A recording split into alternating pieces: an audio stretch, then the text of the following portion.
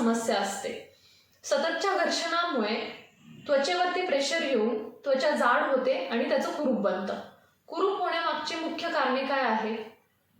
योग्य फिटिंगची चप्पल न वापरणे, उंच टाचेचे सँडल वापरणे किंवा अनवाणी जाड जागेवरून सतत चालणे.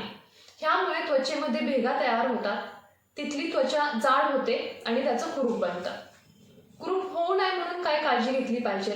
योग्य फिटिंगची चप्पल वापरणे, उंच टाचेचे सँडल वापरायचं टाळणे आणि अनवाणी जाड जागेवरून चालायचं टाळणे. ह्यासोबतच होमिओपॅथिक ट्रीटमेंट ही कुरूपसाठी बेस्ट ट्रीटमेंट आहे, ज्यामध्ये तुमचं कुरूप किंवा कॉर्न हे पूर्णपणे बरं होतं.